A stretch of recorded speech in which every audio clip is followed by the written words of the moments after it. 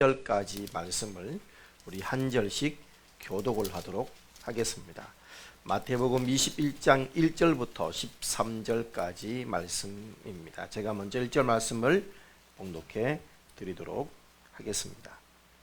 저희가 예루살렘에 가까이 와서 감난산 벳바게에 이르렀을 때 예수께서 두 제자를 보내시며 이르시되 너희 맞은편 마을로 가라. 곧 외인 나귀와 나귀 새끼가 함께 있는 것을 보리니 풀어 내게로 끌고 오라. 만일 누가 무슨 말을 하거든 주가 쓰시겠다 하라.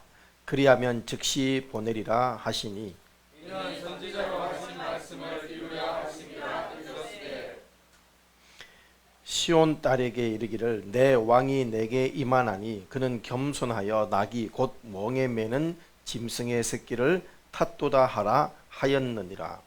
제자들이 가서 예수의 명하신 대로 하여 나귀와 나귀 새끼를 끌고 와서 자기들의 겉옷을 그 위에 얹음에 예수께서 그 위에 타시니 무리의 대부분은 그 겉옷을 길에 펴며 다른 이는 나뭇가지를 떼어 길에 펴고 앞에서 가고 뒤에서 따르는 무리가 소리 질러 가로되 호산나 다윗의 자손이여 찬송하리로다. 주의 이름으로 오시는 이여 가장 높은 곳에서 호산나 하더라. 예수께서 예루살렘에 들어가시니 온 성이 소동하여 가로되 이는 누구뇨 하거늘 무리가 가로되 갈릴리 나사렛에서 나온 선지자 예수라 하니라.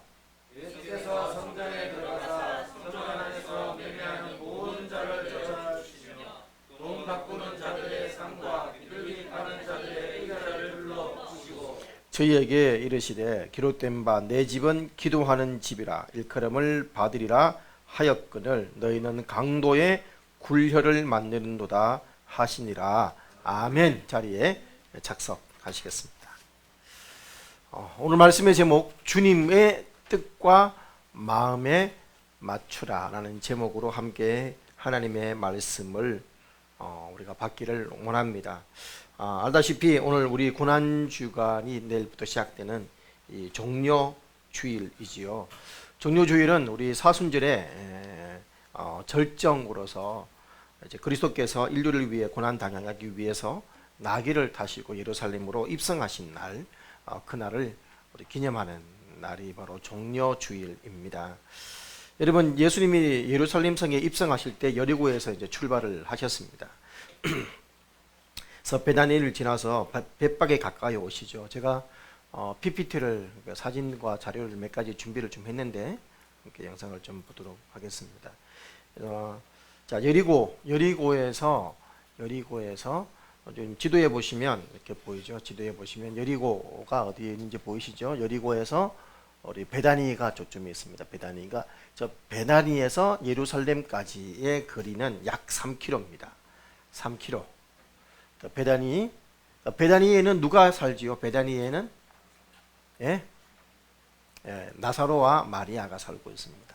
그래서 이 베다니에서 예루살렘까지는 약 3km. 근데 이 베다니 바로 앞에, 그러니까 뭐 거의 뭐 우리말로 하면 앞동네 윗동네 붙어 있는 동네가 어디다? 벳바게입니다. 벳바게. 그래서 베다니와 벳바게는 거의 붙었다 생각하면 되고, 다음 사진 좀 보여주십시오. 위에서 본 이제 지명도가 되겠습니다. 여기가 베다니, 아까 봤던 그 베다니, 그리고 쫙 올라오면 여기가 벳바게가 되겠습니다. 벳바게. 그리고 이 벳바게에서 쭉 내려가면 여기가 겟세마네 동산입니다. 이 부분이 겟세마네. 그러니까 요 산 전체가 감람산입니다.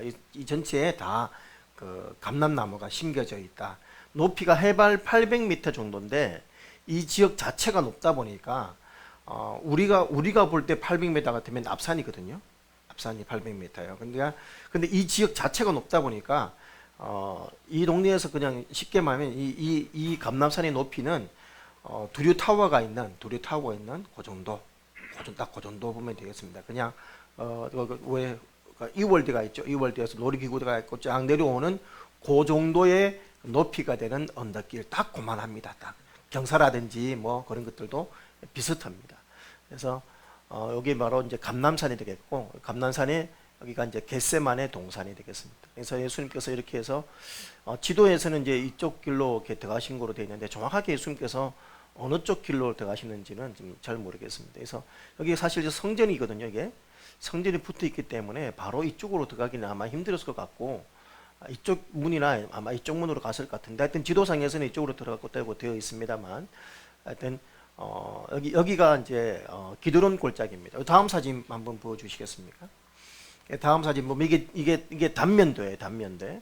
쉽게 말하면 이게 조금 잘못되는데, 여기가 이제 벳박에 여기가 베다니쯤 되겠다고 보면 되겠습니다. 그러니까 베다니에서 좀 내려오면 여기가 이제 눈물교회가 있습니다. 예수님께서 예루살렘하고 통곡하셨다. 그래서 여러분이 대부분 예루살렘 그림에 딱 떠오르는 그런 장면 있죠.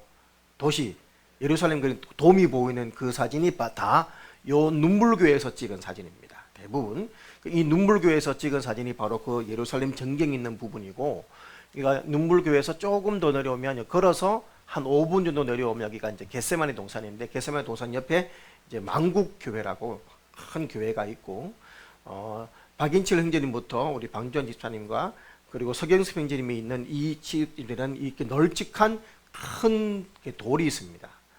돌. 이 돌이 이제 이 정도 되는 큰 돌이 있는데, 아마 이 돌에서 예수님께서 엎드려 기도하시지 않았을까 추측하는 거예요.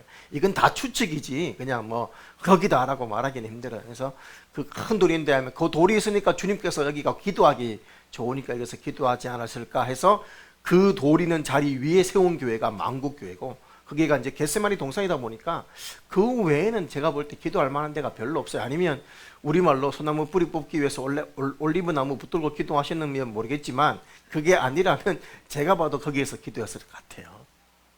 그래서 이제 이게 겟세마네 동산이고, 여기 기드론 골짜기, 여기가 이제 성전이 있고, 여기는 이제 흰놈의 골짜기 이렇게 되겠습니다. 이렇게 단면도가 있고. 자, 다음 사진을 보시면,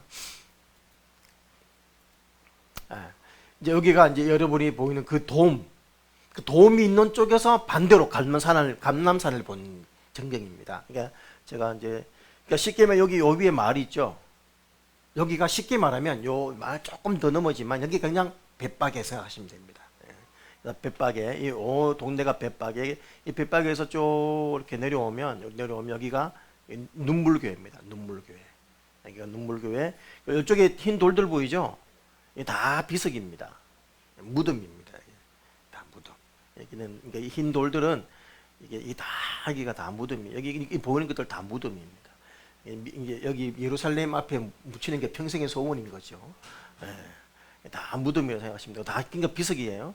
그러니까 이게 눈물교회고, 여기서 걸어서 이렇게 내려와서 이제 이렇게 만국교회 들어가면 요 안에 그 아까 말했던 돌이 있고, 여기가 감람나무가 있습니다.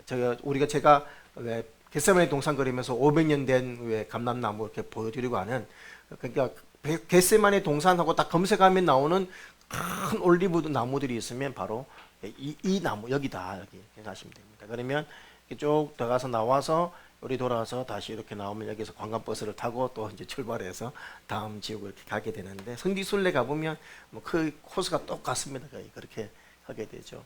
그래서 이렇게 쭉 올라가면 여기가 이제 여리고 로드입니다. 제리고 로드, 여리고 로드 이제 가는 길이 되겠고, 그렇게 해서 되겠습니다. 자,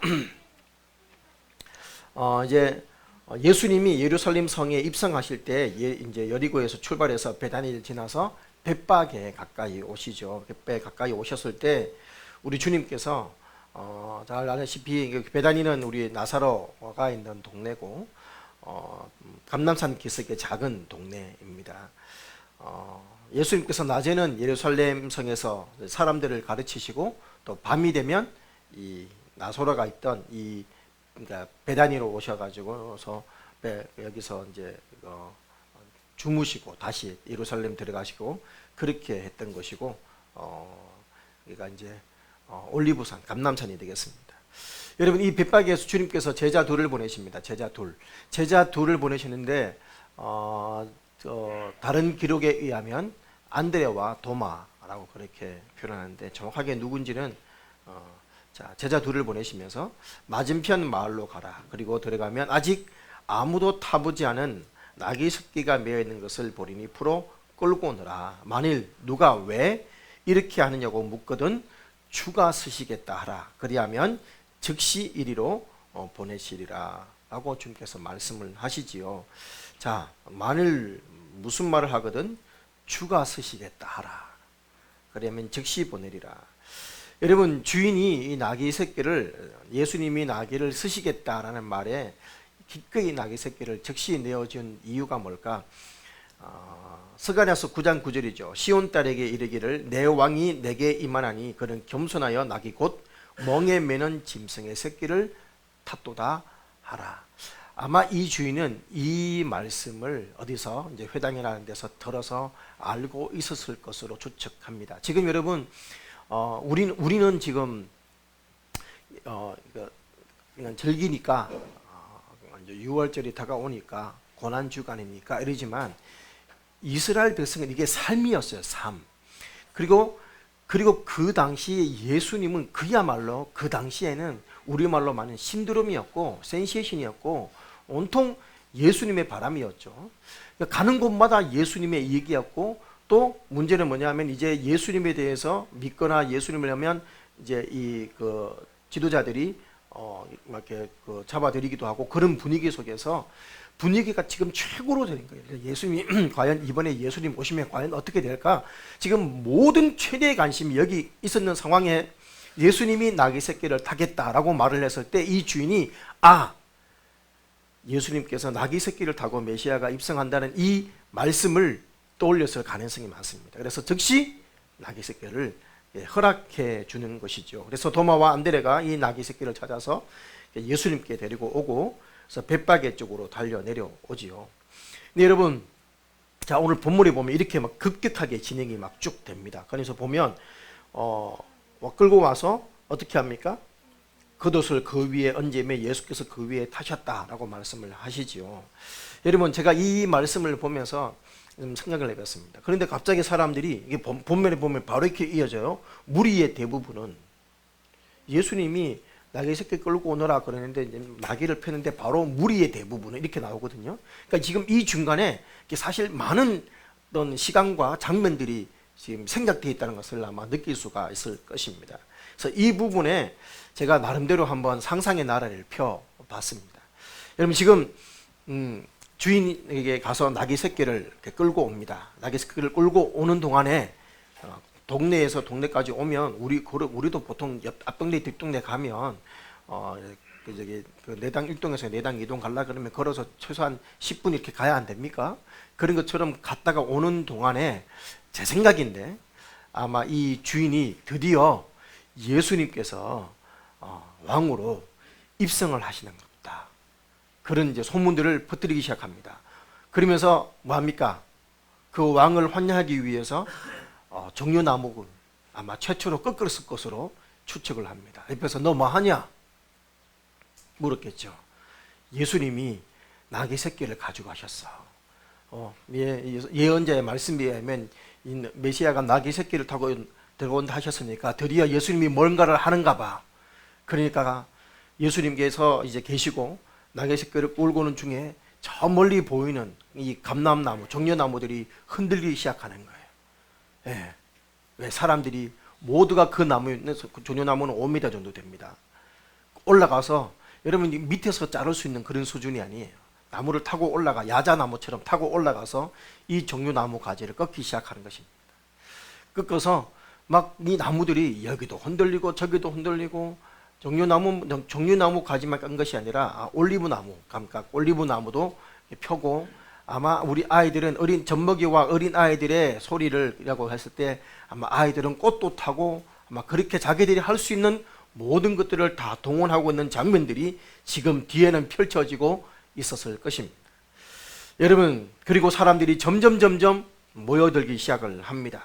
많은 얼굴들이 밀어닥치고 또 뒤에는 또 다른 얼굴들이 보입니다.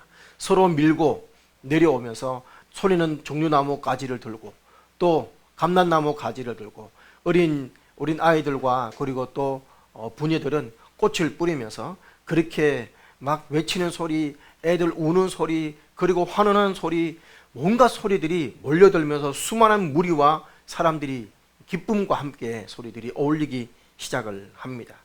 나귀 새끼, 제자들이 이 나귀 새끼 위에 자신들의 겉옷을 펴기 시작을 합니다. 그리고 한 사람은 무릎을 꿇고 그 예수님이 자신의 무릎을 밟고 나귀 위에 탈 수 있도록 도와드렸겠지요. 그렇게 해서 예수님께서 나귀 새끼를 올라타시고 마지막 예루살렘을 향한 여행이 시작되는 것입니다.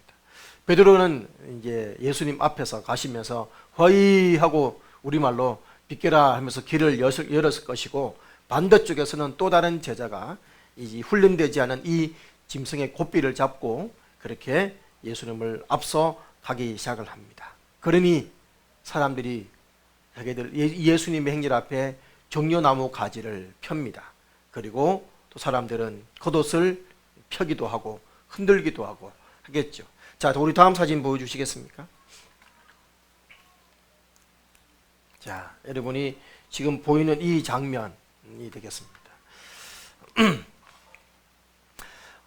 여러분 한번 생각해 보시면 지금 이게 여기가 벳바게를 지나는 장면들이에요. 수많은 사람들이 몰려서 그 기대하는 눈빛과 환호하는 이 모습들을 한번 상상해 보시면 될 것 같습니다. 그래서 이 어린 짐승을 타고 나귀 새끼를 타고 가는데, 여러분 당나귀가 결코 깨끗한 동물은 아닙니다. 제가 스위스에 있을 때 제가 이제 운동하러 가는 산책 코스 중에 당나귀가 있는 그런 집이 있었는데, 그 집이 여러분이 생각하는 집은 아니고 마당만 한 테니스장 정도 되는 그런 데 이렇게 있어요. 그게 당나귀 한 마리가, 쪼랑말 한 마리가 이렇게 당나귀인지 쪽말 우리 내기하자 그러고 말하는데 결국 뭔지는 모르고 지나가는데, 제가 알기로는 아마 당나귀로 알고 있는데, 그 동네에 딱 커보들게 한 100m 전부터 냄새가 나요. 아마 무슨 말인지 알 거예요. 그 특유의 그 당나귀 특유의 그 냄새가 있어요. 꼬랑내도 아니고 하여튼 뭐 이게 분비물 냄새도 아니고 이게 특유의 냄새가 납니다. 그러니까 저 위에 겉옷을 펴지 않으면 아마 뭐 이렇게 매여 있는 나귀 새끼를 끌고 왔으니까 겉옷을 펴지 않으면 아마 쉽게 타기는 힘들 거라고 그렇게 추측을 합니다. 그런데 저 동네 사람들이 늘 나귀에 뭐 이렇게 매여서 왔다 갔다 했으니까 익숙한 냄새겠지만, 우리는 참 경험하기 힘든 냄새들 있겠죠. 그래서 사람들이 환영합니다. 여러분, 사람들이 종려나무 가지를 흔든다고 생각해 보십시오. 이 흔드는 가지에 때로는 이 나귀가 머리가 맞기도 하고 꽃송이에 이렇게 부딪히기도 하고, 그럼에도 불구하고 여러분 이 나귀는 겁내지 않고 흔들리지 않고 주님을 따라서 함께 가고 있습니다. 좁고 꼬불꼬불한 거리를 이제 이 벳바게를 지나가는 것은 쉬운 일이 아니죠. 그래서 엄마들은 아이를 안아야 되기도 하고, 또 남자들은 심한 충격받지 않도록 아이들을 아마 목마를 태우고 그렇게 예수님을 열렬히 환영을 했을 것으로 추측을 합니다. 어린 아이들은, 여러분 애들은 그렇습니다. 애들은 항상 그렇습니다. 자기들끼리 뭔가 신나는 일이 있으면 애들은 더 신나요. 아마 뛰다니기도 하고 소리 지르고, 남들은 호산나 그러니까 자기들은 무슨 소리지도 모르고 호산나 외치고, 아마 우리 서구 특유의 그 방방 뛰면서 막 뛰고 그렇게 막 환호하고 손으로 나팔을 불면서 외치기도 하고, 아마 그런 모습들이 예수님 앞에 지금 펼쳐지고 있습니다. 여러분, 마을에 이 좁은 길을 나오자 행렬이 이제 정렬하게 이제 전개되면서 많은 지원자들이 앞에는 자신의 겉옷을 펴니다. 또 다른 사람들이 장애물을 치우기도 합니다. 많은 사람들이 그를 따라가면서 나뭇가지를 펴고 또 겉옷을 펴면서 그렇게 양탄자를 대응해서 주님의 길을 열렬하게 환영하고 있습니다. 10명, 100명, 1000명이 넘어가는 수많은 무리들이 모여서 예수님을 환영합니다. 여러분, 유대인들에게 겉옷, 우리말로 하면 이거 망토 이렇게 되겠습니다. 망토, 쉽게 말하면 여러분, 유대인에게 겉옷은 단지 옷 한 벌 개념이 아니에요. 여러분, 일교차가 큰 이 팔레스타인 지방에서 겉옷은 이불도 대신하기도 했기 때문에, 여러분 특별히 그래서 율법에서는 물건을 저당 잡혀도 밤에는 겉옷은 밤에 돌려줘야 될 정도로 겉옷은 상당히 중요했습니다. 여러분, 그렇기 때문에 가난한 사람들에게는 어쩌면 이 겉옷은 자신의 전 재산일 수도 있는 그런 것이었어요. 그렇기 때문에 나의 겉옷을 편다는 것은 무엇을 의미하냐면 이분을 지금 자기가 할 수 있는 최대의 존경과 경의를 드리는 표현이 바로 자신의 겉옷을 펴는 것입니다. 여러분, 무리의 대부분은 그 겉옷을 길에 펴며 다른 이는 나뭇가지를 베어 길에 펴고 앞에서 가고 뒤에서 따르는 무리가 소리질러 가로되 호산나 다윗의 자손이여 찬송하리로다 주의 이름으로 오시는 이여 가장 높은 곳에서 호산나 하더라 라고 그렇게 말씀을 하죠. 여러분, 우리나라 조선 그러면 떠오르는 여러 가지의 단어들이 있습니다. 조선 그러면 떠오르는 단어, 동방예의지국, 또 뭐 있습니까? 무슨 민족? 백이민족. 왜? 흰옷을 좋아해서. 우리나라가 왜 흰옷을 좋아했을까요? 왜 서민들이 흰옷을 좋아했을까요? 염색드린 옷을 사 입을 돈이 없기 때문에. 한마디로 가난해서 백이민족이지. 유대인들은 뭐 유대인들도 아마 제 생각에는 거의 백이민족 비슷한 아마 회색 민족의 정도로 이 제색에 왜 그러냐, 안 빨아서, 물이 귀하니까 안 빨아서 먼지 묻어서 아마 회색 민족일 정도로 그렇겠지만 여러 가지 또 근데 특유의 여러 가지 색깔들을 또 짐승 가죽이라든지 이런 것들을 또 많이 사용했기 때문에 여러분 그 겉옷이 다양한 색깔들의 겉옷이 아마 길거리에 깔려졌을 거라고 생각을 합니다. 예수님이 지나고 나면 그 양탄자 그 대신에 이 겉옷을 접어서 또다시 그 앞으로 달려가서 길에 펴면서 그렇게 예수님의 길들은 지금 어디로 가냐? 예루살렘, 아까 얘기했던 이 벳바게를 지나서 이 밑으로, 갈림산 밑으로 내려오게 되는 것이죠. 수많은 사람들이 환호하고 소리 지르고, 여러분 아이들이 뒤따르고 어른들이 따르고 귀에는 꽃을 뿌리고, 여러분 그러면서 어디까지 왔다? 예루살렘 성벽 가까이 옵니다. 여러분 예루살렘 성벽 누가 지키고 있을까요? 파수꾼들이 지키고 있죠. 그 파수꾼들 중에는 아마 로마 군병들도 있었을 것입니다. 여러분 로마의 파수병들이 무슨 일인지 싶어서 나와 봅니다. 여러분 그런데 시끄러운 소리 때문에 나와봤더니 다행히 소요는 아니에요. 소요는 아니고 사람들이 자칭 신노릇을 하는 한 젊은이를 향해서 환영하고 이 왕노릇을 하고 있는 것이죠.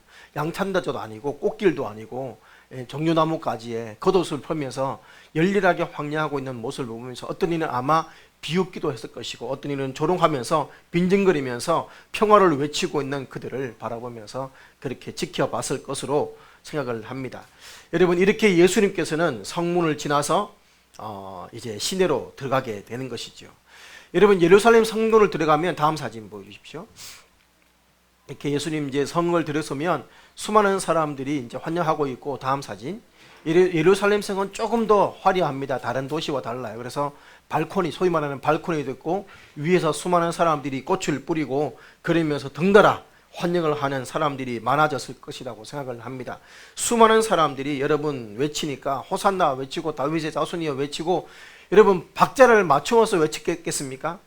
이 사람은 이 말을, 저 사람은 저 말, 애들은 소리 지르고 여러분 평화를 외치고 샬롬을 외치고, 그러니 마치 파도처럼 온갖 소리가 휘말려서 들려갈 것입니다. 여러분 오늘 말씀에 의하면 10절에 보면 예수께서 예루살렘으로 들어가시니 온 성이, 여러분 이 예수님의 행렬이 무엇인지를 사람들은 직감적으로 알았을 것이에요. 이 예수님의 행렬을 온 예루살렘 성이 소동하였다라고 했습니다. 모든 거의 대부분의 예루살렘 벳바게뿐만 아니라 예루살렘 모든 주민들이 나와서 이 예수님을 호산나라고 외치면서 환영하며 길거리에 자신의 겉옷을 펴고 위에서는 꽃을 뿌리고 종려나무 가지를 흔들고 온갖 가지들을 흔들면서 환영하고 있는 모습을 상상해 보십시오. 여러분 이 외침 외에도 이때가 언제 무슨 절기? 지금 6월절을 앞두고 있죠. 6월절 앞두고 있습니다. 6월절 지금 며칠 앞이기 때문에 이 6월절을 지키기 위해서 수많은 다른 지역에 있는 소위 말하는 외국인들도 들어와 있는 상황입니다. 그러니까 지금 이들은 이게 무슨 일인지, 여러분 예루살렘 주민들은 이게 무슨 상황인지 알지만 다른 지역에 있던 사람들은 이게 무슨 상황인지 모르는 거예요. 그래서 묻습니다. 그게 바로 11절이죠. 무리가 가로되 갈릴리 나사렛에서 11절에 이는 누구뇨 하거늘, 이게 이제 이 예루살렘에 와 있던 이 순례객들이 이제 묻는 소리들이죠. 그리고 외칩니다. 갈릴리 나사렛에서 나온 선지자 예수니라. 여러분 누굽니까? 무슨 일이 일어난 겁니까? 저분이 바로 갈릴리 나사렛에서 온 선생님이요 예언자입니다. 메시아로 예언된 바로 그분입니다. 여러분 불행히도 이 예수님의 개선 행렬 때문에 시퍼렇게 성인한 바리새인과 또 율법 선생들이 달려옵니다. 그리고 예수님 주위에 빽빽이 둘러싸고 있는 군중들을 건방지고 해치고 나와서 예수님께 이제 뭡니까? 얘기하는 거죠. 잠잠하라고 하세요. 저 떠드는 소리가 안 들립니까? 하면서 호산나는 하나님께만 드리는 소리죠. 그러니 얼마나 안 그래도 눈에 가시인데 이 예수님을 향해서 호산나를 외치는 모습을 보면서 얼마나 더 걱정이 되었으며 얼마나 더 염려가 되었으며 얼마나 그것이 보기 싫었겠습니까? 그때 주님께서 말씀하십니다. 어린 아이와 젖먹이들의 입에서 나오는 찬미를 온전케 하셨다 함을 들어본 적이 없느냐. 여러분 이 말은 지금 이 거리에 어른들만 있는 것이 아니라 수많은 어린 아이들과 수많은 사람들이 다 모여서 예수님을 열렬하게 환영하고 있다는 것입니다. 여러분 내가 저들에게 잠잠하라고 한다면 그들이 내 말을 듣는다면 돌들이 하나님의 찬양하고 말씀을 전하는 기적을 외칠 것입니다. 주님 그렇게 아마 말씀을 하셨을 것입니다. 여러분 이렇게 열렬한 환영을 받으면서 주님의 행렬이 지금 어디로 가고 있습니까? 예루살렘 성전으로 올라가는 것입니다. 여러분 멎을 수 없는 열광의 강이 흥분한 민중의 강. 여러분 이 강의 마지막 파도는 아직 성문 밖에 있는데 여러분 그 천벌이는 벌써 예루살렘 성전으로 들어가서 예수님을 환영하는 준비를 하고 있는 것입니다. 여러분 오늘 본문은 이렇게 예수님께서 나귀를 타고 예루살렘 성으로 입성하는 모습을 기록을 하고 있습니다. 수많은 사람들이 호산나 찬송하리로다 주의 이름으로 오시는 이여 다윗의 자손이여 다윗의 후손이여 뜨겁게 환영을 했습니다. 다시 말씀드립니다. 자신의 겉옷을 깐다는 것은 뭐? 여러분 자기가 할 수 있는 최고의 예우를 다한 것이죠. 한마디로 그들은 지금 예수님을 무엇으로 환영했습니까? 왕으로 환영했습니다. 여러분 열왕기하 9장에 의하면 열왕기하 9장에 누가 나오냐면 예후가 등장을 해요. 예후. 북이스라엘이죠. 여러분 이 예후에게 누가 누구를 보내냐면 엘리사 선지자가 자기 그 제자 중에 한 명을 보내면서 너는 이제 예후라는 사람을 찾아서 골방에 가서 기름을 붓고 그를 이스라엘의 왕으로 삼은 후에 너는 빨리 도망쳐라 합니다. 왜? 그 당시에는 아합 왕이 다스리고 있는 시대이기 때문에 괜히 예후를 왕으로 세웠다면 쿠데타 반란으로 세력으로 잡혀서 이제 바로 죽을 수 있기 때문에 빨리 도망쳐라라고 하죠.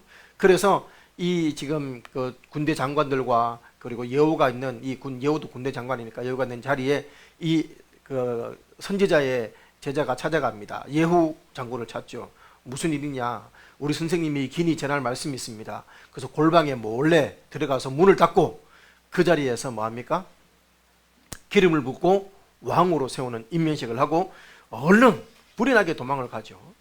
여러분 호다닥 도망가는 이 제자를 보면서 다른 장군들이 와서 묻습니다. 오니까 이게 예후가 지금 갑자기 지금 기름 붓고 왕을 세운 이 상황에서 얼떨떨 할까요? 안 떨떨 할까요? 당황스럽죠. 얼떨떨하지 멍하죠. 이거 꿈인가 생시인가 이러고 있으니까 다른 장군들이 와서 묻습니다. 무슨 일인데? 그래서 엘리사 선지자가 제자를 보내서 기름을 붓고 왕으로 세웠습니다. 여러분 이 말을 듣는 즉시 군대 장관들이 여러분 바로 자신의 겉옷을 펴고 나팔을 불면서 예후를 왕으로 인정을 합니다. 여러분 이때 자신의 겉옷을 발밑에 깔았다는 것입니다. 여러분 내 발밑에 깔았다는 얘기는 왕으로 모셨다, 인정했다 이 말이거든요. 여러분 지금 유대인들은 이렇게 지금 이스라엘의 새로운 왕이 선포되고 등극했음을 지금 열렬하게 환영하고 있는 것입니다. 여러분 사실 이스라엘은 지금까지 새로운 왕을 정말 갈망했습니다. 여러분 지금 왕은 누구? 지금 왕은 누구? 헤롯. 헤롯은 유대인이다 아니다? 아니죠. 그러니 로마의 압제가 아니라 로마에서 세워진 분봉왕이 아니라 정말 자신들의 왕을 바라고 있는 새로운 왕을 사모하고 있었는데 이 예수님이 이렇게 왕으로 입성하신 것입니다. 여러분, 예수님께서 여러분 이 6월절이죠. 6월절. 사실 그 전에는 주님께서 예수님이 행하시는 일들을 침묵시켰어요. 말하지 마라, 말하지 마라. 여러분, 그럼에도 불구하고 돌아다니면서 하도 전해서 다 알게 됐음에도 불구하고 지금 오늘 이 본문에서는 예수님은 마치 모든 사람에게 자신을 알리기를 원하는 이런 모습을 보여주고 있죠. 마치 이 왕으로 들어가는 자신을 모든 사람이 알기를 바라는 그런 모습입니다. 여러분, 생각해 보십시오. 이제 모든 상황은 다 갖추어졌어요. 여러분, 민중이 백성들이 인정하면 그 왕정은 인정받는 것입니다. 모든 사람들이 다 동의했어요. 그리고 예수님은 어떤 분이에요? 능력자이시죠. 그러니 로마 군병을 물리치고 이제 왕으로 등극하는 것, 그냥 이제 왕좌에 앉기만 하면 돼요. 모든 군중들이 이미 흥분해 있고 지금 열렬하게 지지를 받고 있는 상황입니다. 그런데 당연히 있어야 될 그 다음 후속 조치가 없습니다. 이렇게 입성했으면 그 다음 뭐 해요? 왕궁을 쳐들어가서 뭐 해야 될까요? 물리치든지 쫓아내든지 왕으로 앉아야 되는데 주님은 성전에 들어가서 뜻밖의 전혀 예상하지 못할 일을 하십니다. 무슨 일을 하셨습니까? 성전 청결 작업을 하십니다. 예루살렘 성에 와서 전혀 다른 사람들이 기대치 못했던 모습, 전혀 다른 모습을 합니다. 여러분, 12절이죠. 성전에 들어가서 성전 안에서 매매하는 모든 자들을 내어 쫓으시며 돈 바꾸는 자들의 상을 비둘기 파는 자들의 의자를 둘러 엎으시고 저에게 이르시되 기록된 바 내 집은 기도하는 집이라 일컬음을 받으리라 하였거늘 너희는 강도의 굴려를 만드는도다 하시니라 라고 하십니다. 여러분, 강도의 소굴, 이러면 쉽게 말하면 강도의 소굴. 지금 주님께서 성전을 뭐라고 표현했다고요? 강도의 소굴이 되었다. 여러분, 강도는 뭐 하는 사람들입니까? 예, 빼앗는 사람입니다. 폭력을 가하고 무력을 통해서 빼앗는 사람들이죠. 한마디로 강탈한다 이 말입니다. 지금 주님께서는 이렇게 표현합니다. 성전이 강탈당했다고 표현하시는 겁니다. 성전이 빼앗겼다고 표현하시는 것입니다. 여러분, 겉으로 볼 때는 성전은 아주 준비가 잘 되어 있습니다. 6월절을 앞두고 수많은 순례객들을 맞이할 모든 준비를 완벽하게 갖춰 있는 상황입니다. 여러분, 성전의 책임자라고 할 수 있는 제사장들이 봤을 때 성전은 너무나 정리가 잘 되어 있었습니다. 명절 준비도 다 되어 있는 상황입니다. 그러나 주님은 그 성전이 빼앗겼다고 말합니다. 무력으로 탈취당한 장소가 되었다고 합니다. 하나님의 성전은 어떤 장소입니까? 수많은 사람들이 와서 하나님께 제사를 드리고 하나님께 예배하며 죄를 용서받고 하나님과의 관계가 회복되어야 되는 장소인데 이 장소에서 하나님과 관계가 회복되기는커녕 하나님과의 관계를 막고 있는 수많은 사람들을 보게 되는 것입니다. 여러분, 참된 예배의 회복이 이루어져야 될 이곳이 경제적인 이득과 그리고 이권을 탐하는 자들에 의해서 강탈당한 장소가 되었다고 말한 것입니다. 그것도 참된 예배를 가르쳐야 되는 사람들에 의해서 그렇게 빼앗겨 버렸습니다. 여러분, 하나님과의 만남과 사귐이 있어야 되는 그곳에서 하나님과의 만남과 사귐은 없고 행사 치르는 듯 행사와 그리고 제사와 그리고 편리한 제사를 위한 온갖 물품과 짐승들이 가득한 이 상행만 남아있는 이 성전을 주님께서는 회복시키기를 원하셨습니다. 주님이 정말 다시금 회복하고 되찾고 싶은 것은 잃어버린 나라가 아니라 잃어버린 하나님과의 관계였던 것이지요. 잃어버린 하나님과의 기도. 여러분, 성전은 과거에 솔로몬이 기도했던 것처럼 백성들이 간구하는 기도를 하나님께서 들으시고 불쌍히 여기시고 그들의 죄를 용서하는 그런 장소여야 했습니다. 누구든지 들어와 기도할 수 있는 장소, 하나님과 교제할 수 있는 장소. 여러분, 이 예수님의 열망이 어디에 드러나냐 하면 우리는 읽지 않았습니다만 14절에 있습니다. 소경과 전원자들이 성전에서 예수께 나오매 고쳐주시니. 여러분, 여기에서 이 말씀을 우리는 사실 대충 넘어갈 수 있습니다만은, 여러분, 사실 이 장면에서 소경과 전원자들이 와서 고침받았다는 이 내용이 굳이 여기에 들어갈 필요는 없어요. 그런데도 불구하고 마태복음은 의도적으로 이 구절을 넣어놨습니다. 왜? 자, 저를 봐주십시오. 성전에 장애인이 들어올 수 있다 없다? 그 당시의 규례에 의하면 성전에 장애인은 못 들어와요. 그러나 제가 일주일도 하나님 나라를 제가 말씀하셨던 것처럼 예수님께서는 허락되지 않았던 하나님 나라의 대상자들인 그들, 세리와 장기와 죄인들과 장애인들과 누구든지 모두에게 하나님 나라가 제공되었던 것처럼 이 성전에 지금 들어오지 못했던 전원자들, 눈먼자들이 들어와서 고침받는 것이에요. 왜? 주님께서 회복시키고 싶은 성전의 모습이 누구든지 와서 하나님 앞에 회복되는 장소이어야 하기 때문인 것입니다. 주님은 이것을 회복시키고 싶으셨어요. 여러분, 그래서 이 장면을 굳이 필요 없을 듯한 장면을 기록해 놓으신 것이지요. 여러분, 그래서 주님은 성전은 누구든지 와서 기도하고 나음을 입을 수 있는 만남과 회복의 장소로 모든 사람들이 지켜보는 가운데서 회복시켜 주고 계시는 것입니다. 여러분, 과거 유대인들이 성전이 상업주의와 이권에 의해서 철저하게 왜곡되고 강탈되었던 것처럼 오늘날은 이제 예수님의 복음이 또 다른 의미로 강탈되고 왜곡되고 있는 시대입니다. 하나님을 예배하는 거룩한 예배의 자리에 소위 말하는 관인들이 들어와서 점검을 한다고 하는 그 자체가 사실 이 당시의 개념에 의하면 모독의 개념이에요. 납득할 수 없는 상황이지만 우리는 그러는 시대가 되어버렸습니다. 여러분, 사실 제사를 가정에서, 우리가 예수 믿는 사람들이지만 일반 가정에서 제사 지낼 때 그 제사를 방해해도 제사 방해법에 의해서 처벌받습니다. 그래서 예배 드리는 것은 제사법과 똑같은 법이 적용되거든요. 이 예배를 방해해서는 안 되는 거예요. 그런데 이 법들을, 그래서 일제시대 때도 주기철 목사님이 설교할 때 일본인들도 예배당 안에는 안 들어왔어요. 예배 끝나고 주기철 목사님이 체포당했지.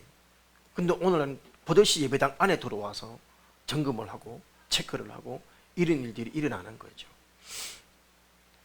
여러분, 그 말은 그만큼 지금 하나님의 이름이 땅에 떨어져 있는 시대가 되었다, 이 말입니다. 여러분, 사실 대중의 환심을 사려면 예수님은 말을 탔으면 더 아마 이 장면은 더 극렬하게 더 와닿았을 수 있는 장면입니다. 마카비가 여러분 유대인들을 독립을 할 때 개선 장군으로 예루살렘에 입성할 때 흰 백마를 타고 입성을 했거든요. 여러분, 그렇게 예수님이 만약에 말을 타고 아니면 또 로마 장군들이 개선을 할 때 어떻게 합니까? 황금마차를 끌고 수많은 노량물들, 노비와 또 노예들과 그 포로들과 또 전리품들을 가지고 행진하듯이 그렇게 들어와야 되지만 주님께서는 나귀 새끼를 탔습니다. 왕은 왕이로되 무슨 왕? 겸손한 왕, 평화의 왕이심을 주님께서는 지금 나타내신 것이지요. 여러분, 정치적이고 무력적인 정복자로 오신 것이 아니라 겸손하게 사랑과 섬김의 방식으로 평화의 왕으로 오셨습니다. 여러분, 주님은 태어날 때 어디에서 태어나셨어요? 구유에서 태어나시고 왕으로 입성할 때도 나귀를 타고 입성을 하십니다. 평화의 왕으로 나귀를 타고 입성을 하시지만 사람들은, 아까 열렬하게 환영했던 사람들은 지금 예수님에게 무엇을 기대할까요? 다윗의 자손으로서의 메시아를 기대하고 있습니다. 로마의 압자로부터 수치스러운 시대를 구원할 선지자로서의 메시아를 기대하고 있습니다. 여러분, 예수님이 왜 이 땅에 왔는지, 무엇 때문에 이 땅에 왔는지에 대한 진지한 고민과 여러분 이해가 그들에게 있었다 없었다? 없었습니다. 11절 말씀에 보면 누굽니까? 무슨 의미입니까? 할 때 여러분, 그들이 정말 자신들을 구원할 진정한 메시아로 고백하진 않았어요. 나사렛 온 선지자 예수니라. 그냥 선지자 예수였을 뿐이었어요. 나사렛 예수.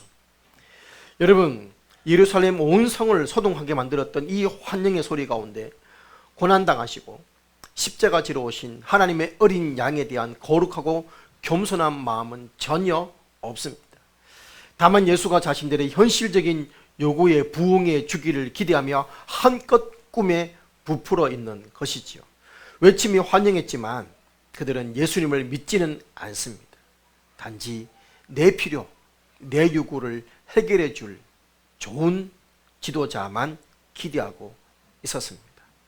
사랑하는 여러분, 종료주인 오늘 우리는 이 예수님을 어떻게 어떤 마음으로 환영하고 있습니까? 나는 왜 예수님을 부르고 있고 나는 왜 예수님을 찾고 있습니까? 예수님의 뜻과 마음과 그 말씀을 헤아리면서 순종하며 예수님의 마음에 부응하기 위해서입니까? 아니면 내 현실적인 요구에 응답해 주기를 바라서입니까? 여러분, 예수 그리스도를 따른다는 것은 여러분 주님의 뜻과 주님의 마음에 함께 동참한다는 것인 줄 믿습니다. 예수님을 따른다는 제자들이 예수님인 우리 그리스도인들조차 주님의 마음을 부응하지 못한다면 주님을 모르는 이 땅의 사람들이야 오죽하겠습니까? 우리를 만나 주시기 위해서, 우리와 사귀어 주시기 위해서, 우리를 하나님과 관계를 회복시켜 주시기 위해서 친히 사람이 되어서 이 땅에 오신 하나님이신 예수님. 여러분, 이 고난주간이, 이 사순절의 마지막 시간들이 나를 찾아오신 그 예수님과 깊은 관계를 다시금 회복하고 주님을 더 깊이 생각하고 바라볼 수 있는 그런 절기들이 되시기 바랍니다. 아침 금식 그냥 귀찮은데 힘들게 왜 하냐가 아니라 여러분 그렇게 주님과 관계를 회복하는 시간들이 되시기 바랍니다. 음식만 금식하지 말고 이번 기간에 미디어도 함께 금식하며 하나님의 말씀과 은혜 앞에 나갔으면 좋겠습니다. 우리가 3월 31일까지 성경 읽기 대회를 하는데 4월 3일까지 제가 좀 연장을 하도록 하겠습니다. 고난주간 내도록 말씀 앞에 더 창념하시라고. 그래서 휴대폰과 미디어와 드라마를 제쳐두고 말씀 앞에 더 묵상하시라고, 그렇게 해서 함께 한 말씀 앞에 나가는 시간들이 되었으면 좋겠습니다.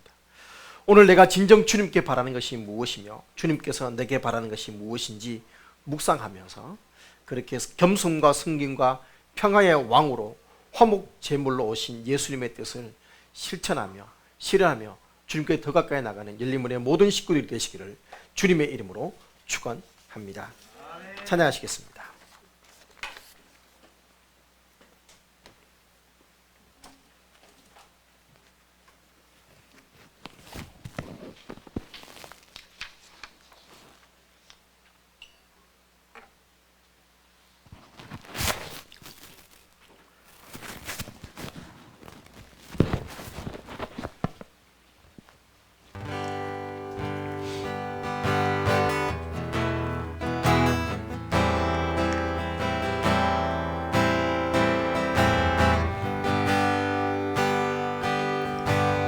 수많은 무리들 줄지어 그분을 보기 위해 따르네. 평범한 목수이신 그분 앞에 모든 무릎이 꿇어 경배하네. 모든 문제들 하나하나 죽음까지도 이르고 생명의 그런 대신 예수 이름 앞에 모든 권세를 굴복하네. 예수 이름 높이세 능력의 그 이름 예수 이름 높이세 구원의 그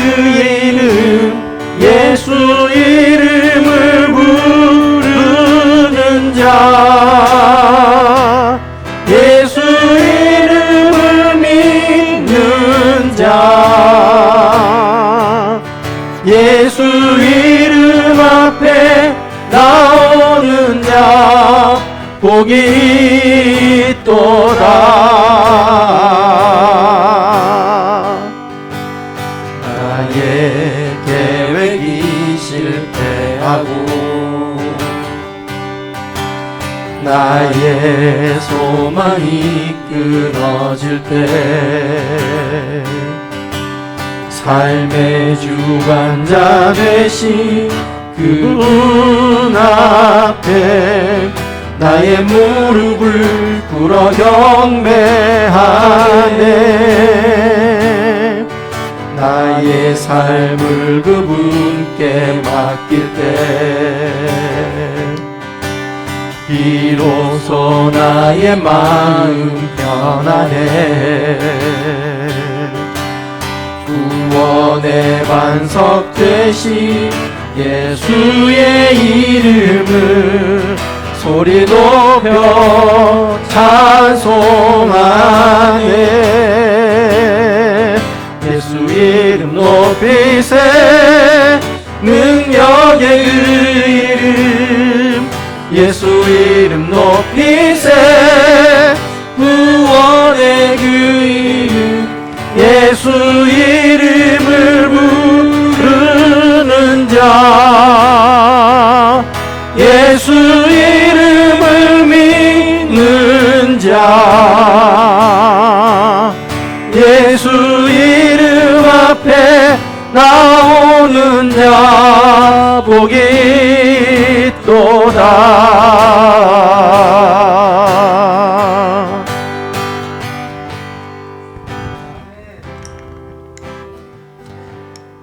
여러분, 오늘 말씀 붙들고 우리 아버지 앞에 기도하는 시간들 가지기를 원합니다.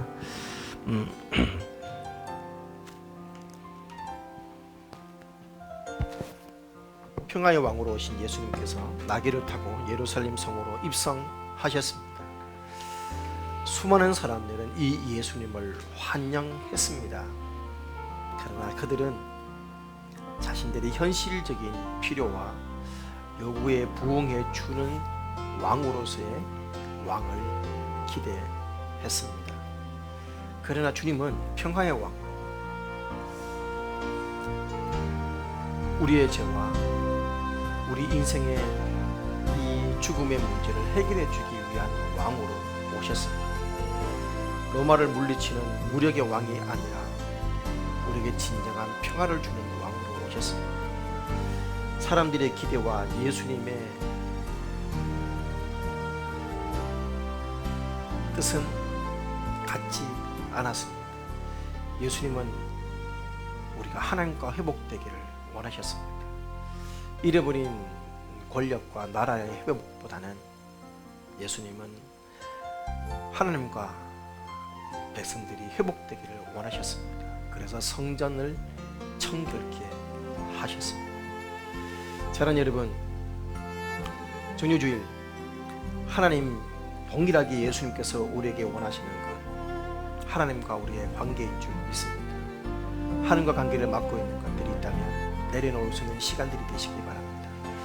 하나님과 관계를 맡고 있는 것들이 있다면 평화의 왕으로 오신 예수님께 더 가까이 나가는 이 절기들이 되었으면 좋겠습니다. 우리를 하여금 자꾸만 주 앞에 나가지 못하게 만들고 있는 것들이 무엇인지 바라보면서 그것들을 바로 내 안에 있는 성전을 청결케 하는 시간들이 이 고난주간이 되고 그렇게 주님을 묵상하는 그런 우리의 삶이 되시기를 주님의 이름으로 축원합니다. 오늘 말씀을 붙들고 거룩한 뜻을 결단하며 도우심을 구하며 감사하며 기도하는 시간을 가지겠습니다. 기도하시겠습니다. 살아계신 아버지 감사합니다. 하나님의 은혜 앞에 오고 귀한 말씀 앞에 마음 앞에 나아갑니다. 살아계신 아버지 하나님, 평화의 왕으로 오신 예수, 수많은 사람들이 환영합니다. 아버지의 예수를 받아들이며 인정하며 나왔습니다. 겉옷을 피며 왕으로 인정하며 온 예루살렘 성이 소동하며 열렬하게 예수님을 환영했지만 주님께서는 그들의 기대를 구하기보다는 주님께서는 하나님과 관계를 회복하며 아버지 성전을 청결케 하며 아버지 하나님의 뜻을 이루기를 원하셨습니다. 주님, 이 시간 다시 한번 우리의 모습을 돌아봅니다. 내가 예수님을 환영하는 이유를, 내가 예수님께 부르짖고 있는 이유들을, 내가 예수님께 외치고 있는 이유들이 무엇인지 돌아보게 하시고 아버지 예수님의 뜻과 하나님의 마음에 부응할 수 있도록 도와주시고 역사해 주시면서 허탄한데 우리의 마음들을 빼앗기지 않게 도와주시옵소서. 고난주간 멀어졌던 하나님과 관계들을 그 깊은 영성들을 회복하는 귀한 시간들이 될 수 있도록 도와주시옵소서. 주님의 거룩한 임재를 회복하게 도와주시옵소서. 주님의 심장을 회복하는 시간들로 인도하여 주시옵소서. 그래서 아버지 고난주간 아버지 하나님 금식하며 함께 가까이 나가며 하나님과 관계를 회복하는 절기들이 될 수 있도록 도와주시고 인도해 주시옵소서. 열린 문에 아버지 하나님 감사합니다. 감당하도록 도와주시고 역사해 주시기를 간절히 소망하며 주 앞에 기도하며 나아갑니다. 하나님 아버지 도와주시옵소서. 우리 주님의 거룩한 우리 주님의 거룩한 삶을 도와주시고 인도해 주시기를 간절히 소망하며 주 앞에 기도하며 하나님 아버지 도와주시옵소서. 인도해 주시옵소서. 아버지 하나님의 거룩한 오심 앞에 여러분 박수드리며 궁금하며 주 앞에 기도합니다. 하나님 우리의 아버지 예수님을 닮으시고 주님의 뜻과 마음에 합심에 맞출 수 있도록 도와주시옵소서. 하나님 고난주간 이번 주에 시작을 합니다. 사순절의 마지막 시간을 달려가는데 오늘 종료주일 주님께서 우리를 회복하기 원하십니다. 하나님과 관계를 회복시키기를 원하십니다. 하나님 이 시간 우리의 심령이 우리의 마음이 주님께 더 가까이 나가게 도와주시고 우리가 온전히 주 앞에 바로 설 수 있도록 도와주시옵소서. 왕으로 평화의 왕으로 이 땅에 오신 예수님을 우리가 기꺼이 인정하며 주님의 뜻과 마음에 합한 자들이 될 수 있도록 도와주옵소서. 예수님의 이름으로 기도합니다. 아멘.